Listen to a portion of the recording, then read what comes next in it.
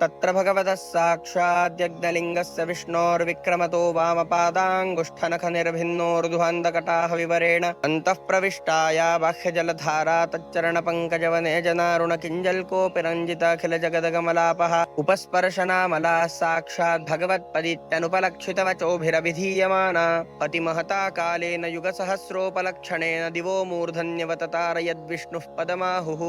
समझ में नहीं आया? यही तो इसकी विशेषता है। संस्कृत में गद्य शास्त्र और पद्य शास्त्र दो अलग अलग नाम से जाने जाते हैं, जिसमें यह आता है गद्य शास्त्र में। और यह कोई साधारण गद्य नहीं, श्री भागीरथी जी का एक अनोखा गद्य है, एक अद्भुत काव्यात्मक गाथा, ऐसे नदी की कहानी जो स्वर्ग से पृथ्वी पर उतरी केवल एक राजा की तपस्या के कारण। यह श्री भागीरथी गद्य है। भागीरथी यानी श्री गंगा जी, जिनके स्पर्श मात्र से ही सभी प्राणियों के पापों का विमोचन होता है। आज हम उनकी उत्पत्ति से लेकर पृथ्वी पर आगमन तक की कथा को जानते हैं।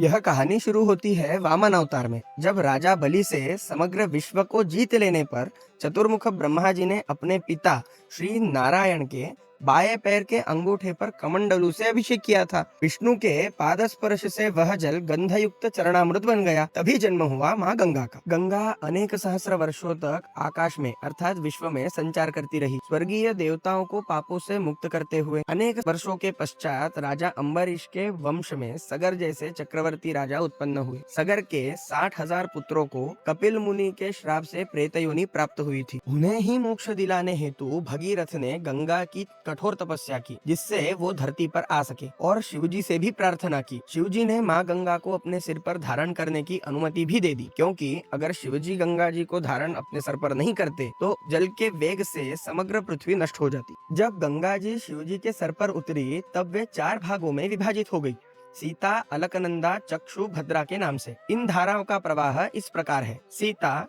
ब्रह्म सदन से होते हुई केसराद्रि शिखर से नीचे की ओर भद्राश्व वर्ष में प्रवाहित होकर पूर्व दिशा में समुद्र से मिलती है। चक्षु माल्यवान शिखर से होकर पश्चिम दिशा की ओर बहती हुई समुद्र को प्राप्त होती है। भद्रा जो तीसरा भाग था, उत्तर दिशा में मेरु पर्वत के शिखर से बहती हुई कुरु देश से होकर उदीची दिशा में लवण सागर में जाती है। अलकनंदा दक्षिण दिशा में ब्रह्म सदन से निकलकर अनेक पर्वत श्रृंखलाओं तथा हिमालय से होती हुई भरत वर्ष में अति वेग से बहती हुई दक्षिण सागर में समाहित होती है। अब प्रश्न यहाँ उठता है, इस समय तो केवल अलकनंदा ही दृष्टिगोचर है, तो बाकी नदियाँ कहाँ गई? यह प्रश्न स्वाभाविक है। वो नदियाँ अब दृष्टिगोचर नहीं है, यानी लुप्त स्वरूप में है। जैसे सरस्वती नदी भी आज लुप्त मानी जाती है। ऐसी कई चीजें हैं जिनका उल्लेख तो हमें पुराणों में मिल जाता है, परंतु उनका आज अस्तित्व है या नहीं यह स्पष्ट नहीं कहा जा सकता। इसी तरह वर्ष भी आते हैं। हम भारत वर्ष को जानते हैं, जिसमें भी अनेक खंड थे, जिसमें से अब सिर्फ भारत खंड ही है जिसे हम भारत कहते हैं। परंतु भद्राश्व वर्ष जैसे अन्य नव वर्ष है जिनकी जानकारी आज अधिकांश लोगों को नहीं है। अगर आप इस विषय में और जानकारी चाहते हैं तो कमेंट बॉक्स में हमें जरूर लिखें, और ऐसे ही रहस्यमयी संस्कृत विषयों को जानने के लिए हमें फॉलो करें। हाँ, और गंगा जो स्वर्ग से उतरी भगीरथ के वंश उद्धार के लिए, क्या आप भी उसके दर्शन कर चुके हैं?